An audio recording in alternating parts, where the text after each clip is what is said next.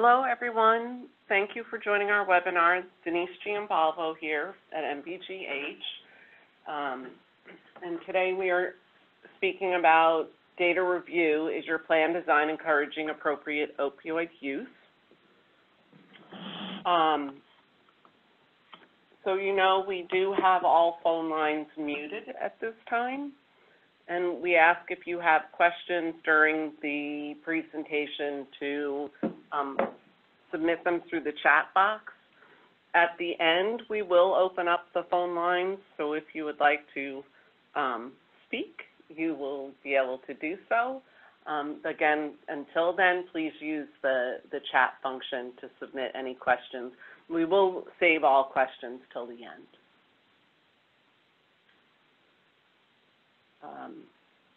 Heather, if you would advance to the next. Yes, so we are joined today by Dr. Heather Sell and Dr. Tim Hartman.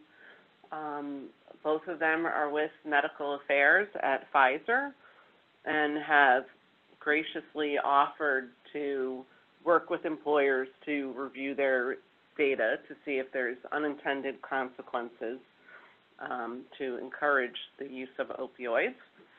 And so Heather, if you'd like to take a moment and tell everyone a little bit about yourself. Sure, thank you, Denise. So I am not a native Chicagoan, but I have been in Chicago longer than I've been anywhere else. And so I started my training actually in Chicago at Rush Medical Center, doing a pharmacy practice residency after graduation. And did a year after that in the University of Wisconsin in drug policy and pharmacoeconomic analysis. Wisconsin was too cold, Denise. I had to come back. So I actually was the clinical coordinator at Mercy Hospital in Chicago on the South Side. And I started a pharmacy residency program there. And my role also was to train the medical residents on pain management and statistical analyses. So as hard as I try, I know there's a lot of talk about the need for provider education on pain management. My favorite time slot was 6 a.m. post-call. About a third of my audience was asleep, so I did my best, Denise. Anyway, so I started working after I spent a few years there. I was a consultant for large independent networks throughout hospital systems throughout the country before coming to Pfizer, and that's when I had the pleasure of meeting Denise and working with MBGH. Some of you on the phone may have participated in the American Health Strategies Project or the Midwest Health Strategies Project through MBGH, and we worked with about 12 employers who we prioritized their clinical needs based on their health data. And one of the needs that we discovered was pain management. Musculoskeletal claims were quite prevalent, and we didn't have a lot of resources for that. So as a collaboration with MBGH and Pfizer, we created the employer guide to pain management, which is on the MBGH toolkit, or the toolkit's on the MBGH website.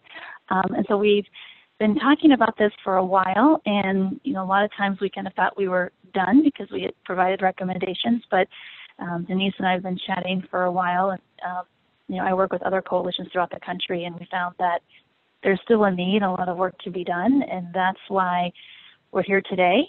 And we wanted to do a deeper dive into some data analytics to help support the coalition members. So that's why I brought my colleague, esteemed colleague, Dr. Hartman. And Tim, I'll let you introduce yourself and give a little bit about your background. And I'm really, really happy to have you here with me today. Sure, thanks. My name's Tim Hartman. I graduated from the University of Arizona, but I do have a Chicago connection. I did complete my 2 years of residency at the University of Illinois at Chicago. And then I stayed on there and taught for a number of years, as well as went down to Texas Tech at the university there and taught. So in addition to endocrinology, which is in the clinic, I really worked a lot with diabetes patients. Another area that I taught was in the area of statistics. So that carried over into Pfizer. So now between an advanced applied statistics class that we teach here within Pfizer and then my pre-Pfizer, I've probably been teaching statistics for about 15 years now. And one of the things I did both pre-Pfizer and currently in Pfizer is work with pharmacy students and pharmacy residents on their projects, helping them assist them in their analysis and kind of teaching them how to analyze their data as they go through their last year of school. And then in the past 5 years, half my time in Pfizer has been spent helping my colleagues with their large projects and large databases now that they're getting larger databases from their customers, helping them with the analysis. And one of the analysis that we'll be talking about today is one of the ones that we've been working on for the last 2 to 3 years now. And so that's a little bit about myself. Thank you. Tim, can you do me a favor and explain some of the letters after your name? So we know PharmD is Doctor of Pharmacy, BCPS, yes. Board Certified Pharmacotherapy, and then you have 2 more. I don't know if you want to explain those. Yeah, and so then a certified diabetes educator, that's just at the time that I started, that was the one certification you can get. There's other certifications you can get now in diabetes. And then CP-HIMSS is a certified provider in health informatics management systems. That's just a program that HIMSS offers providers, and it takes you really through, it was a very comprehensive course, but it does take you through different aspects of the EHR and also touches on a little bit on the analytics side also. So those are the certifications that I have after my name there. Thank you. Denise, do you want to go through the agenda? Yes, thank you. So earlier this year, we sent out a survey to employers to benchmark where everyone is with addressing pain management and addiction recovery in your benefits. So we have some results from that to share. And then data from Illinois and Chicago on the kind of prescribing habits of physicians, what we're seeing in the trend specific to opioids. Employer business case for addressing pain, balancing appropriate pain treatment and avoiding misuse and abuse of pain medications. Then where the opportunities lie for employers to use their claims data to better inform them on plan design and looking at what the national trend is in first-line opioid treatment. And then we'll review, respond to any questions that you may have, and look at the dates that we have scheduled for the series. It's a series of 3 workshops for you to look at your own data and benefit design. So here are the results from the survey that we did, as I said earlier this year. And we had, we look, 29% in 2017 made changes to their benefit design, and another 21% did in 2018. So that was really exciting for us. In 2017, we released a pain management guide for employers, and in 2018, we then launched a toolkit for employers to use. So we like to believe that we influenced employers in making these changes as we provided the tools for them to look at their plan designs. So 29% said they have no plans to make changes. And then 15%, to make plan changes in 2019. So some really good progress there, and definitely an opportunity to still do more.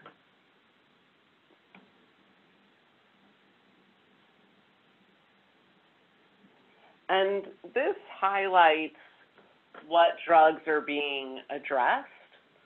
through through changes in the benefit design, excuse me.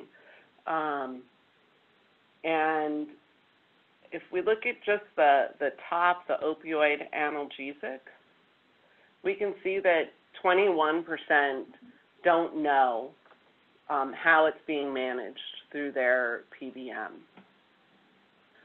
So that's a really high number that we have. And then we have another 29% not considering making changes. So I'm not going to go through all of the results on here, but you can see from the purple and orange lines that we still, again, have opportunity to address how pain is being managed through formulary.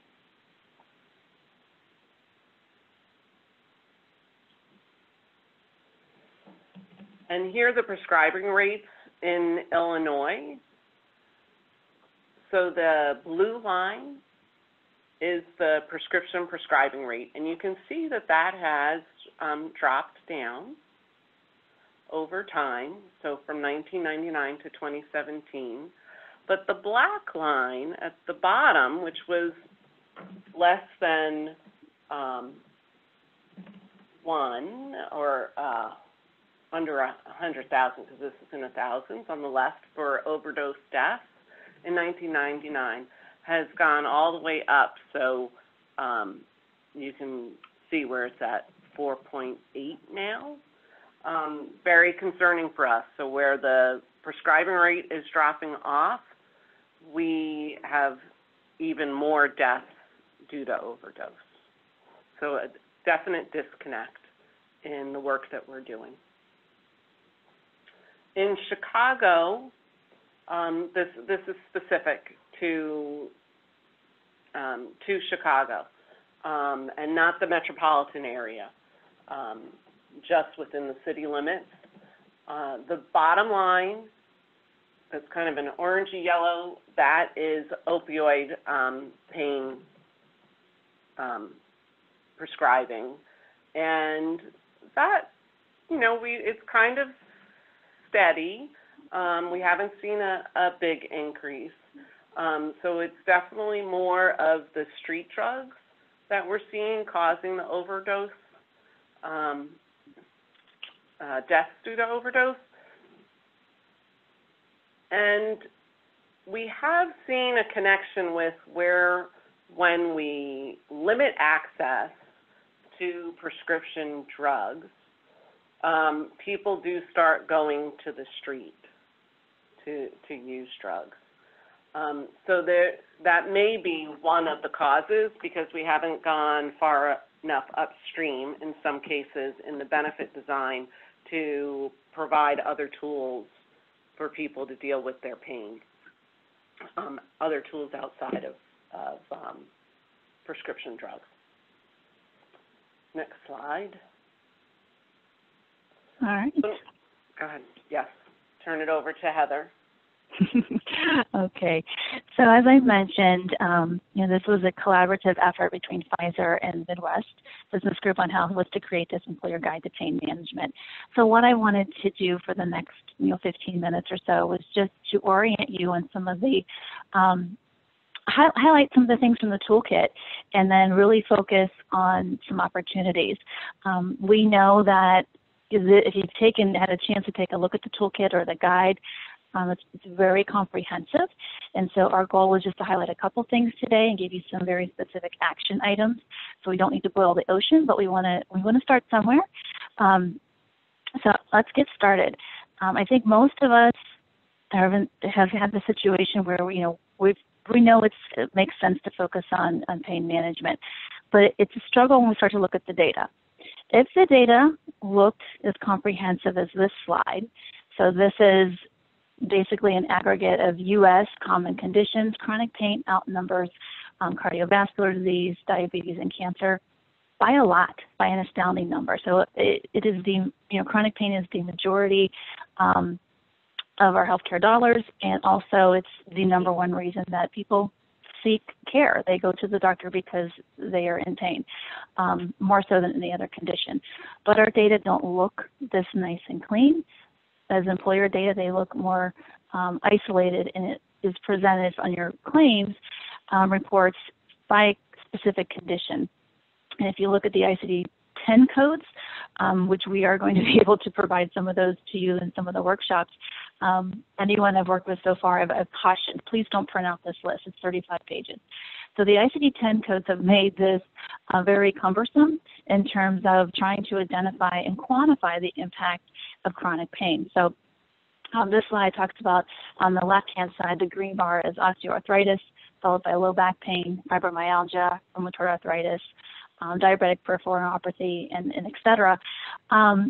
Just to show you that this is how it would be displayed on your medical claims. But, rolled up, it's definitely the number one reason for healthcare spend and utilization. So the challenge is to balance this, like Denise had mentioned.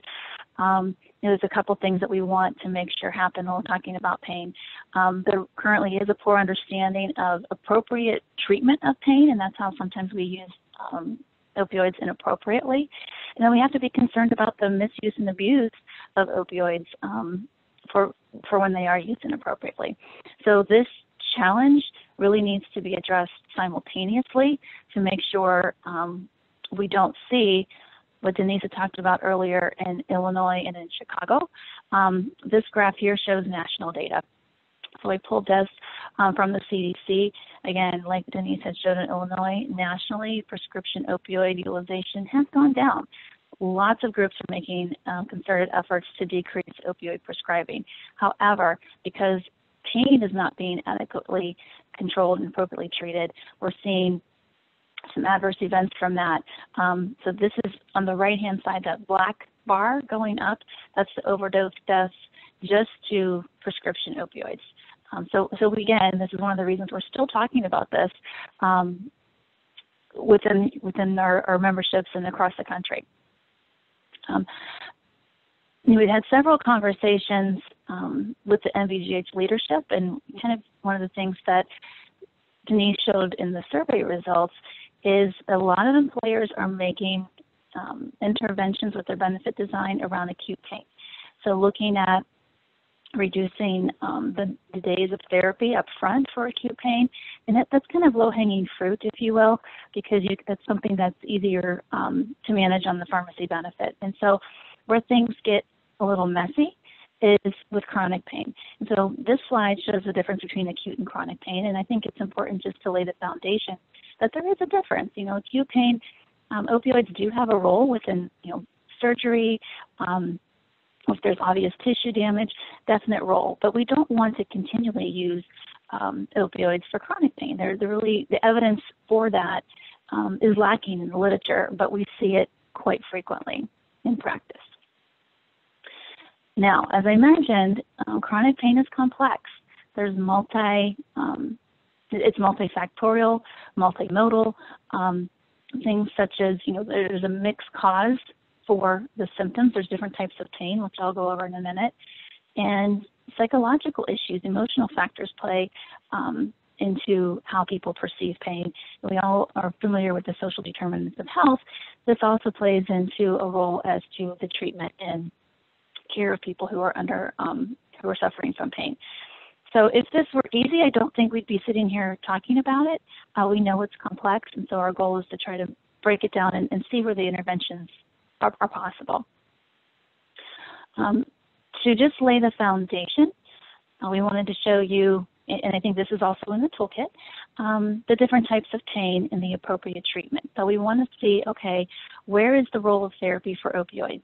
On the left is nociceptive pain, which is basically just pain as a result of trauma, tissue damage. So you stub your toe, that's nociceptive pain. From a chronic pain perspective, this is something like arthritis or gout. And then neuropathic pain is in the center. These are things like shingles, diabetic peripheral neuropathy. Something happens to the nerve, so there's actual damage to the nerve, and so this is treated very differently than the tissue damage.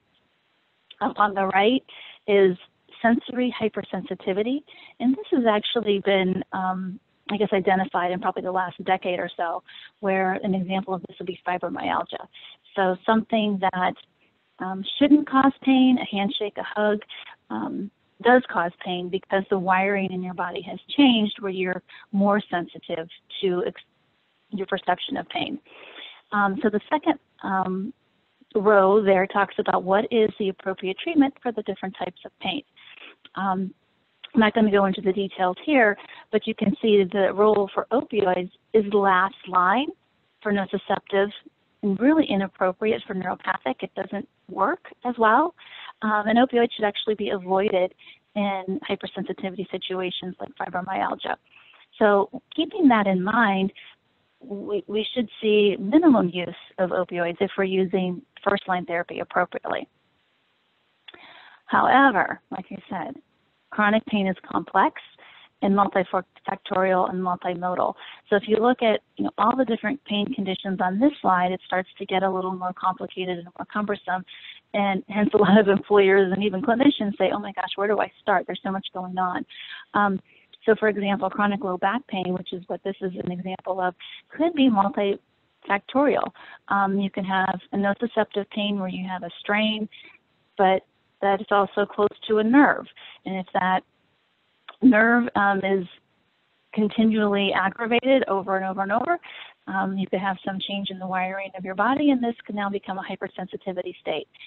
So this is complicated, but what we wanted to do today is try to break it down as much as possible, not looking at every possible condition that would come through on your medical claims. But let's just look at the top few. So for an example, this slide depicts some national data on first-line utilization of opioids, which we just went over, or it should be last line. So this is osteoarthritis, fibromyalgia, and painful diabetic peripheral neuropathy, which is a neuropathic, nerve type of pain. And we talked about, the second two really are inappropriate, and osteoarthritis should be last line. However, more than half of the time, opioids are being used first line. So our goal would be to look at your top conditions and then figure out what percent of the time opioids are being utilized to compare that to some benchmarks.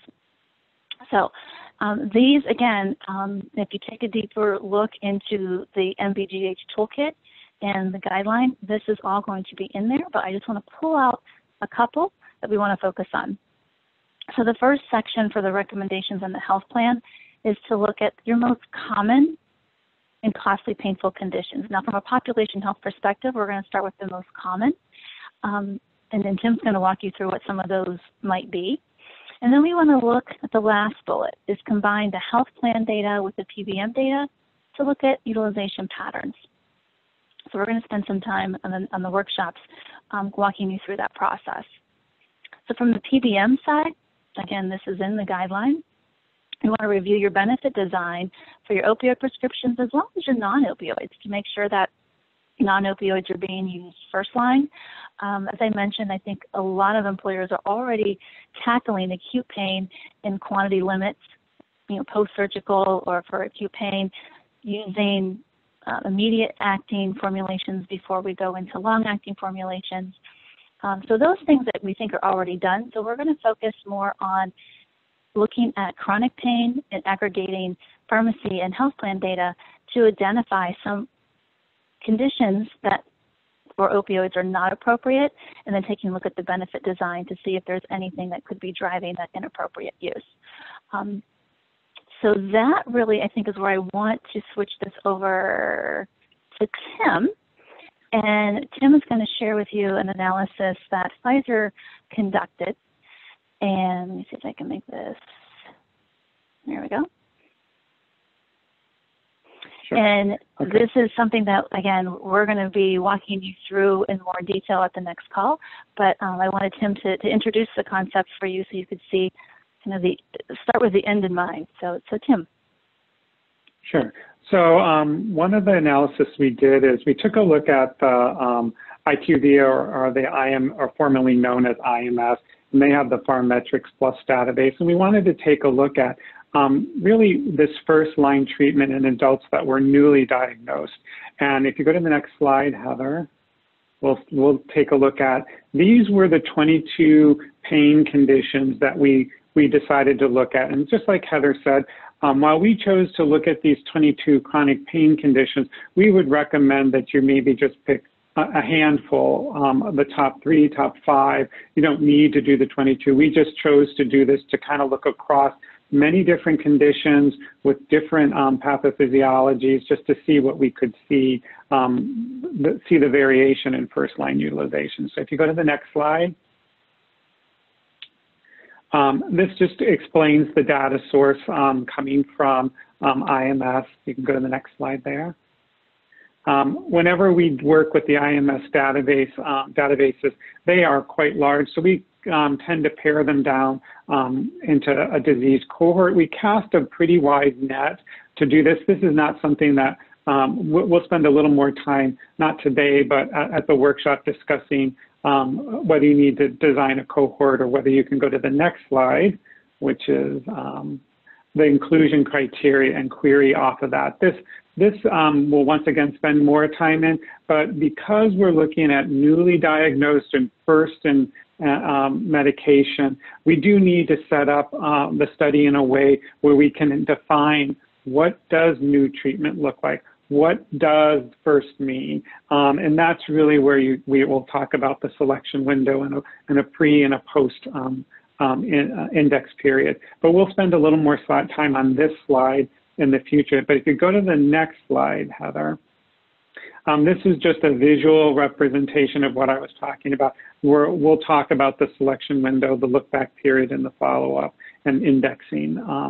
But it's just a way, whenever we want to identify newly diagnosed, this is kind of a methodology we have to employ. We have to define what we mean, and we tend to use the look back period to help us define who's new and who's newly diagnosed, and then looking forward, identifying that first claim post-index. So if you go to the next slide. Tim, can I ask a quick question?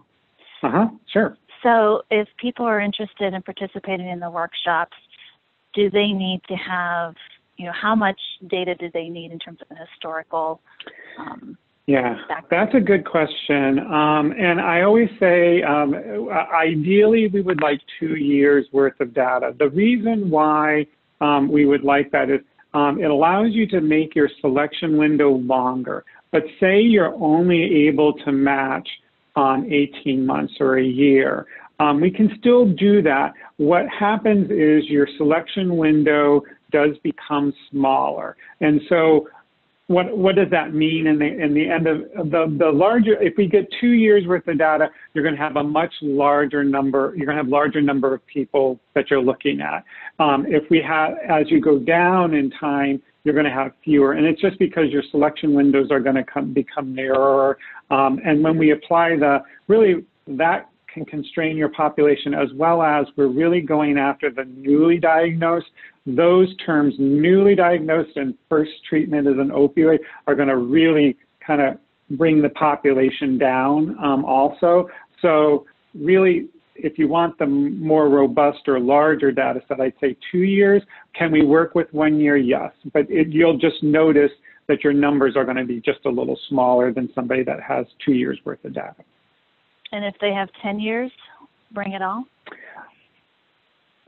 Yeah, I think the problem, there's reason why sometimes we limit data over smaller chunks of time, and it's just because treatment patterns change over time, and I think you saw that within the slides that you looked at opioid prescribing. If we go back a decade, what you might see is treatment patterns are going to change over time, and so that can kind of pull your percent of people up a little bit higher than maybe what it is currently doing. So we try to keep it within a year or two, as recent as we can, to accommodate obviously changes in pattern, and especially with the opioid prescribing going down over time. We wouldn't want to go back too far, but you can bring in more than 2. I would just say 3 or 4 is probably the most I would go back, just because treatment patterns are changing in this particular disease state. In other disease states where we haven't had new medications or there's not a change, we could definitely do a decade. And that you can really see a lot of patterns that are established at that point. But because there has been change in this prescribing, I would say, you know, 2's great, and really what we're looking for, if you have 3 or 4, you can bring it. That's not a problem, yeah. Perfect, thank you. Mm-hmm.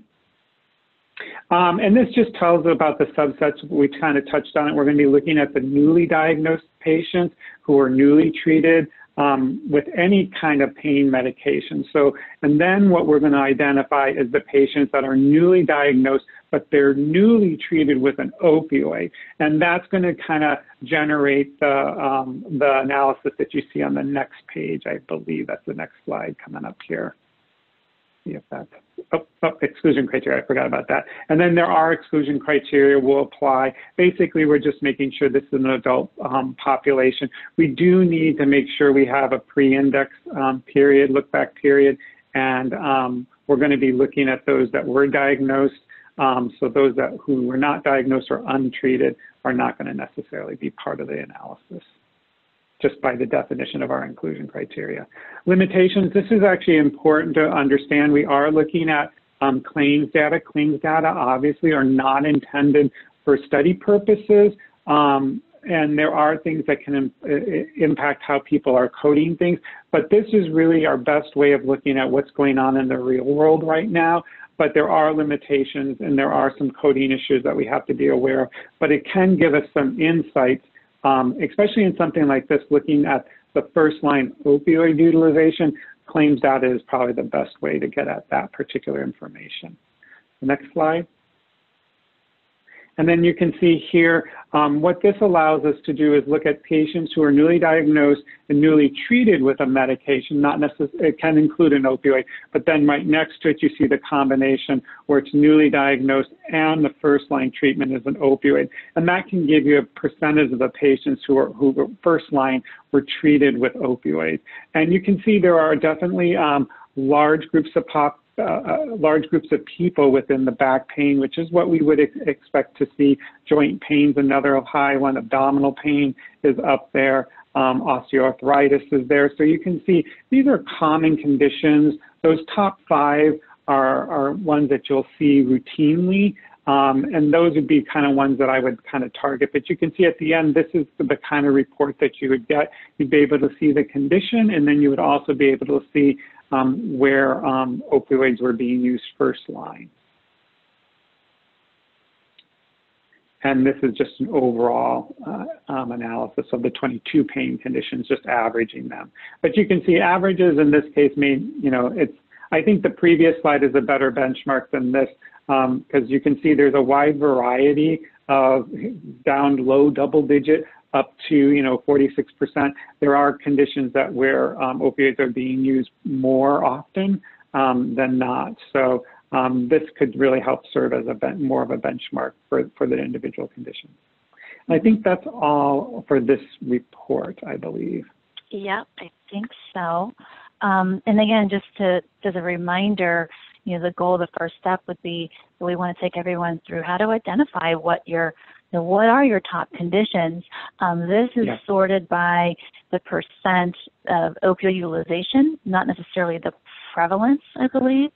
So you know, what we want to do is, you know, I think for here, low back pain would be the highest, and then I think joint pain. You know, so we want to rank these, so we're focusing on, you know, your top 5 or 10, and I think it's going to be up to the group and, you know, individual employers as to how many they want to focus on. So if there's 3 that are really high volume and the rest are significantly lower, let's just focus on the top 3. If you want to do 5, that's fine too. But let's figure out what those are for the start of the next workshop or the first workshop. So the goal would be we'll go through this again in a little bit more detail.